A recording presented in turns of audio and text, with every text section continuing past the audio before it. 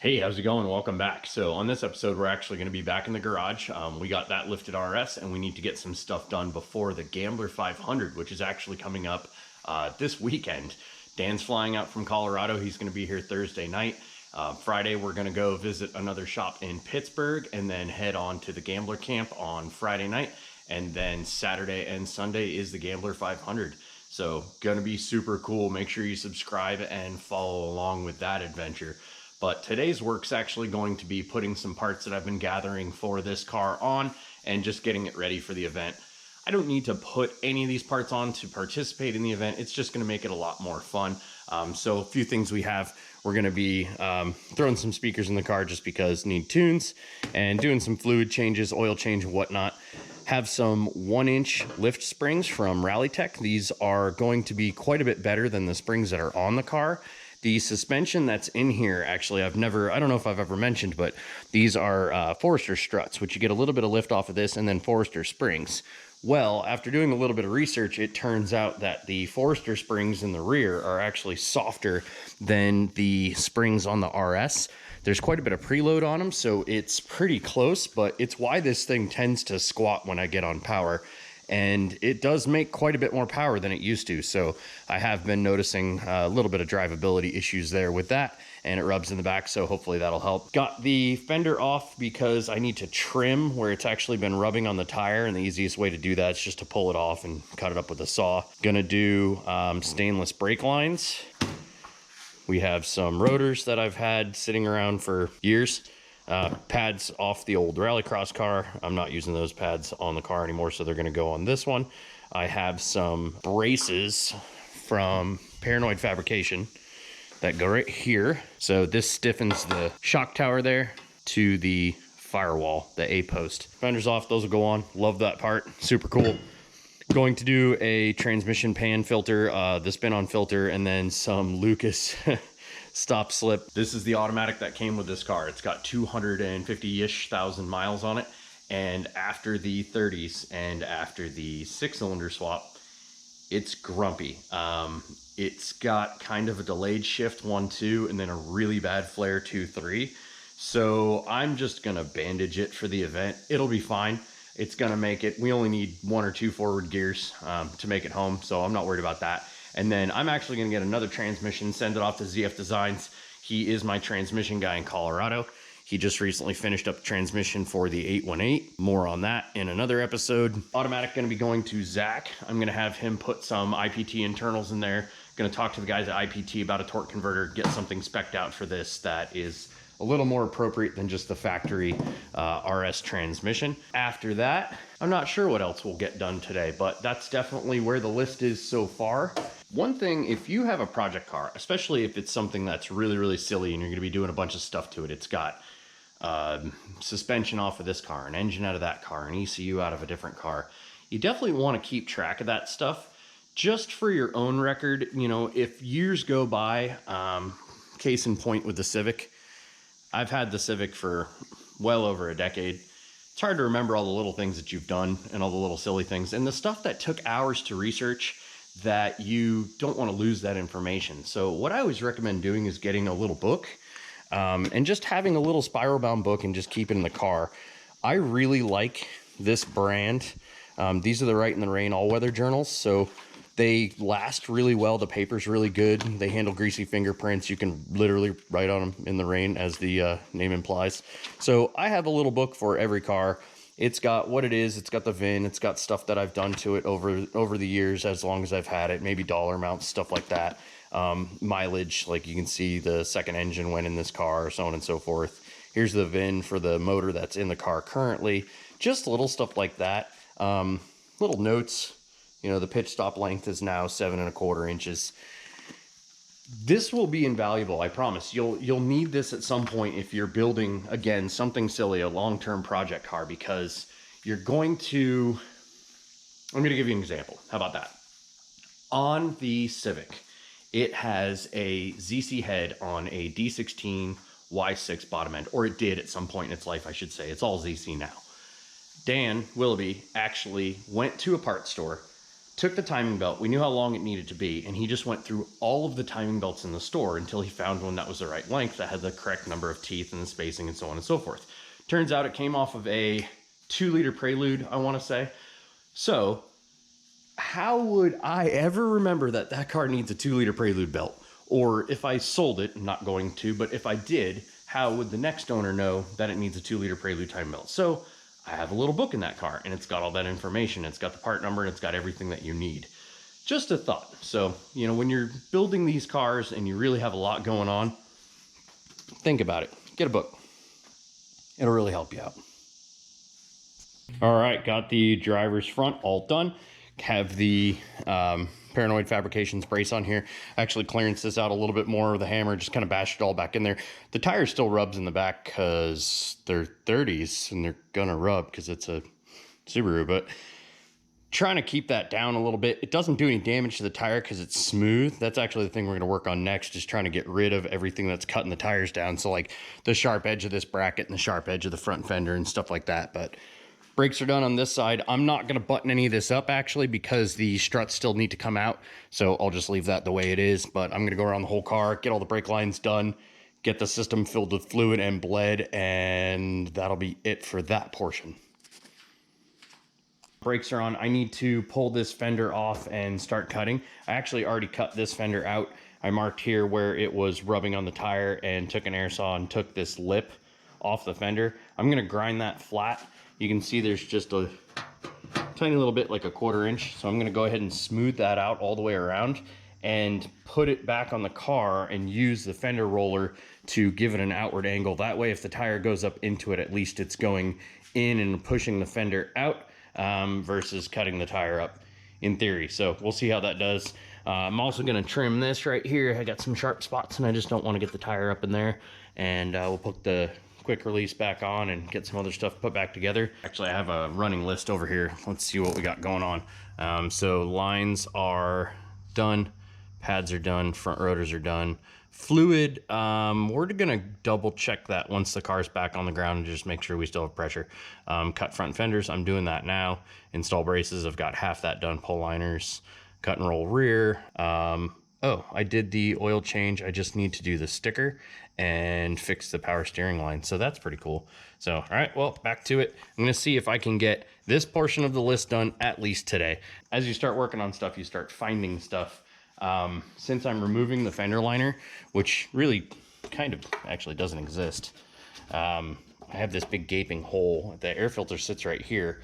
I don't really want road debris and mud and swamp water and stuff coming in here, so I think I might actually make a little block off plate for this portion of the body. Add that to the list and keep chipping away at this stuff.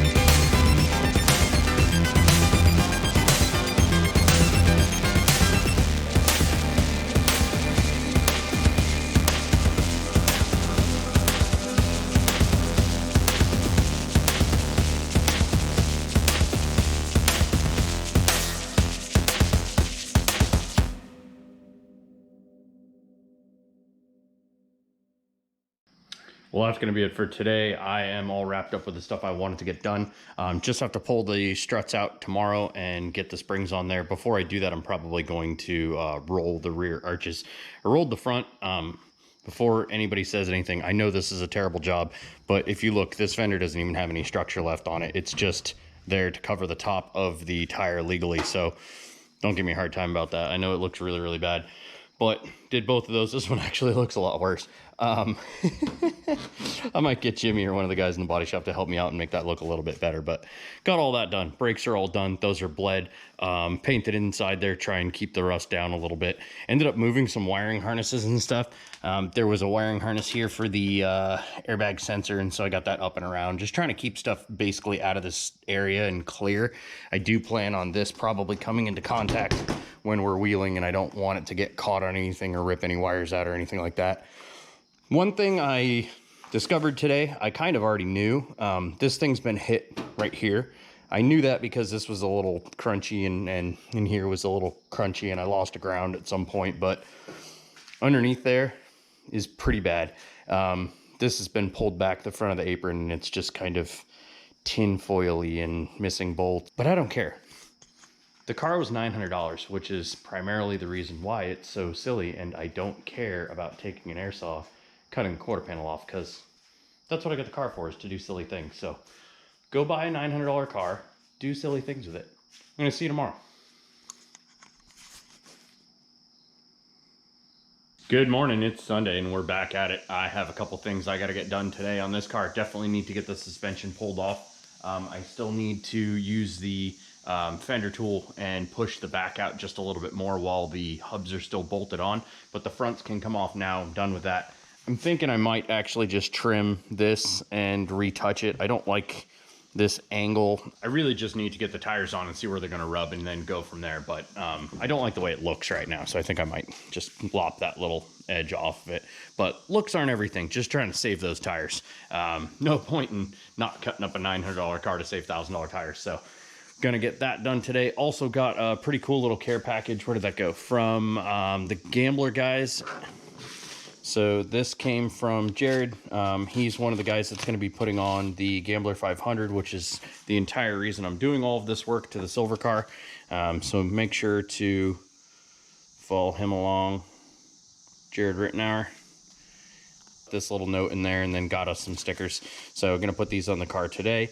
And then this is actually really, really neat. Buddy of mine from Fort Collins, Colorado, ended up having these custom stickers made for me. 30 RS, so super, super proud of those. I'm really happy. Rob Williams Media, definitely go check his stuff out. He's on Instagram. He takes some absolutely sick shots. Let's see, 6-shot of blue car here. All right, and he also does some rollers like this one. Pretty cool. So yeah, make sure to give him a like, follow along. He threw in some Fort Collins swag in here too. We got some Odell's Brewing stickers, Mishawaka Theater, some stuff like that. Really, really nice. That was clever of him to do. So anyways, these are going to go right on the back here. You can see I already started stripping off the old 25 RS sticker, but they are identical to the original decals that were on the car. All right, so it is actually Monday night. We just skipped everything that happened Sunday. I've just been working. I had to put the camera down and keep working because Dan gets here Thursday night and we have to go. So this just needs to get done. As you can see, the car is actually worse than the last time I showed you. So the struts are out. Those are actually outside drying. I just washed the mud off. In the middle of all of this, I did the transmission pan, dropped it down, replaced the strainer, whatever, it's buried under a bunch of dirty rags, but replaced the strainer, replaced the spin-on filter on the side. I know. It's got 254,000 miles, and changing the fluid is a terrible idea. But here's the thing. This car has been shifting so hard from first to second, it was actually barking the tires. That's insane. They're 30-inch tires. It's an automatic. It shouldn't be doing that. The other thing it was doing was a really nasty flare between 2 and 3. It would actually tack out and bang limiter for a second and then hit third gear. So it just needed a little bit of help. I never ever recommend doing what I did, which is a transmission service on 250,000 miles, especially with some snake oil sauce thrown into the mix. But you know what? I don't care. And we just really need to get this thing going. And If it makes it better, it makes it better. If it makes it worse, then whatever, we'll deal with that as it comes. I do, and I did mention this, I do have a transmission in the works with Zach at ZF Design. So, but anyways, I need to finish getting the struts out. Love these cars. Got to pull all the back seats out, and then you can actually get to the strut bolts up top there. It's not the easiest thing, but it's also not impossible. Found out I had a critter living under the seat. He was chewing away at the foam on my seat. Vacuum that up really quick, get the struts out. Tomorrow we're going to do springs. Have to do that at the shop. I don't have a spring compressor that is safe to use with this high of a spring rate, so need to bring all that to the shop, and that is probably where we'll be next. So yeah, see you there. All right, and just like that, we're at the other shop. So I have the suspension and the springs, and I just need to put that all on. All right, so I'm done. I didn't actually show a lot of that because I'm not proud of how that had to go down, but I got all 4 springs on. So I am headed back to the house right now. It is 7:47 p.m. So I have about a 45-minute drive home. Gonna put the struts on, put the wheels and tires on. I need to get it on the ground tonight because I need to drive it to work tomorrow to get the alignment done after work and get the trailer hitch on. I ordered a trailer hitch for it. More on that later. So, as always, to be continued. See you in the garage. All right, back at the house. It's after 9 o'clock, somewhere after 9 o'clock. I had to stop and get transmission fluid. I didn't have enough. I only had what was left of a gallon, so I needed to just stop and get that so I could put that in the transmission, because that's what came out of it, which is a lot more than just one of these. Got to do that. Got to get the tops back on all the struts and then get the struts in. While I mention that, a lot of people ask about the lift and how it works, and I usually say that it's got 2-inch strut tops and 2-inch subframe spacers. The subframe spacer thing, I think most people can figure out. There's a subframe and there's a spacer in between the subframe and the body, so pretty self-explanatory. You have to lower all of the suspension points, so you see the whole subframe spaced down, and then you have another spacer in the back here for the back of the control arm. And then they go all the way back, the whole rear of the car. Everything's lowered the same amount, and you have to do that. So that's also why the car has a custom longer steering link. See, we just took the factory one, cut it, welded a rod, rolled it flat, and then it's got an Ingalls adjustable pitch stop mount. So the way the strut top works is you have a 2-inch spacer on top of the strut top. I was messing around with orientation. These are actually offset slightly. I don't know if you can see that.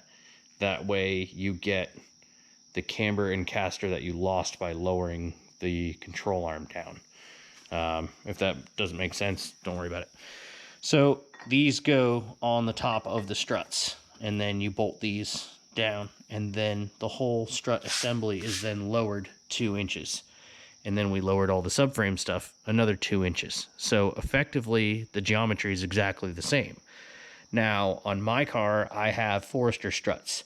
So these are about 2 inches taller, just the distance between where the knuckle bolts on and the perch. So you get lift from that. And then tonight, I installed 1-inch lift springs. So the suspension is now going to be exaggerated. It's going to be pushed down 3 inches instead of 2, just for that 1 inch that we did tonight. And I bet it's not even a full inch, to be totally honest with you, between the extra weight of the H6 and all the crap that we're going to be having in the back. I bet it doesn't even lift it at all. I bet it rides where it was before, but let's find out. So yeah, I'm going to get to this and we'll go from there. All right, so it is now, I don't know, this episode's going to be like an entire week of filming. I've completely lost track of even where I started, where I'm going, what the heck is going on. It is Wednesday night, so I am done with work. We're going to pull this thing on the alignment rack and just double check everything. Springs are on, and as you can see, it is quite a bit higher than it used to be. These are supposed to be 1-inch springs from Rally Tech, but I think that's 1 inch on a Forester, and obviously my car weighs a lot less than a Forester, but I know they're gonna settle. They're new, but man, look how much these springs lifted this thing. It's crazy. So I'm happy because now it's not gonna be rubbing all the time, which it was doing, and it was, you know, tearing up tires. But yeah, yeah, I don't know. I think it looks great. I love it. So anyways, let's get this thing in and on the alignment rack and see how far it is off. Alignment is done as it's going to be. I ended up getting it pretty close. I'm not gonna mess with the rest of this, but green is good for the bozos on this one. I figured while I had it on the lift and it was pretty well lit, I'd show you the underneath of the car. So H6 in all its glory. This is the header that I got from Amazon and then modified. I put catalytic converters in it, and then we ended up adding a couple pieces and stuff to make it work and go all the way back. That actually mates to one of the flex joints, which was up here where the catalytic converter is. Just move that back here, and then I have 3-inch cat back off of a Forester XT on here with just a V-band flange. So the good news about this car is it's super easy to adjust. All of these links are easily adjustable, so I can adjust camber, caster, toe, anything that I need to do.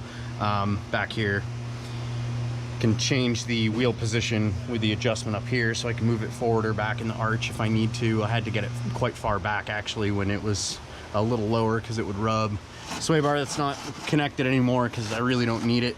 At some point I was going to flip these links over and see if I could go with a quick disconnect from like a Jeep XJ, a front one or something. Kind of looks like it would work. I got a bunch of little stuff to do. Need to put some sort of a beat rush mount or some sort of bushings in here to get rid of the slop. Need to reverse this hanger, just cut it off, re-weld it so that I can end up using this, so on and so forth. There's a lot left to do, but I'll do that at another time. For now, I'm actually going to go get the hitch from the other side of the building, bend that back into shape, and see if I can get the hitch on tonight while it's on the lift. So let's go do that. All right, alignment is done and the hitch is on. Not wild about how this hitch went on, to be totally honest with you. For one, it was bent actually when I got it in the mail. And the other thing, you actually have to do away with the factory toe brackets. So that's not gonna work for me. I'm gonna have to find a way to reincorporate those. Might just torch a hole, honestly, in either side of the hitch, but I'm excited for this. I'm gonna go home and finish this next part of it. So that is where we're going next. As this video has gone the entire time, we're here, soon to be there. So see you when we get there. All right, if you have made it this far into the video, thank you very much. I know that this has been chaotic. It would probably be the way that I would describe the last few days, but thanks for sticking with. I promise it'll be worth it. And then when we get back, obviously I'll have my videos of the event. I say videos, it's a 3-day event. So chances are there's going to be multiple videos coming from me, as well as Dan. You know Dan, OGPFI Dan, so check out his channel if you don't already. And that is going to be it for this episode. The car is as ready as it's gonna be. I have a very short list. It's just some minor stuff. I want Dan to decide where he thinks the gambler sticker should go, so that should be pretty cool. It's as ready as it's going to be for the event as far as the major work. I got the brakes working. Wife came out and we bled those again, so that's all perfect. Brakes are working great. Got the hitch on, and clearly the CT200U is actually mounted on the car now as well. So went ahead and got this curt rack to go on the back here. The hitch is 1.25 inches. Then I got this adapter. I mainly got the adapter for the rise. I wanted this to be higher because, well, honestly, it just looks cooler. Might take it off-road. Don't want it to hit. Probably won't take it off-road. I think that's a bad idea. So that is going to be it for this episode. Make sure you follow along on all the crazy adventures for the Gambler, and I really appreciate you watching. Thanks for hanging out.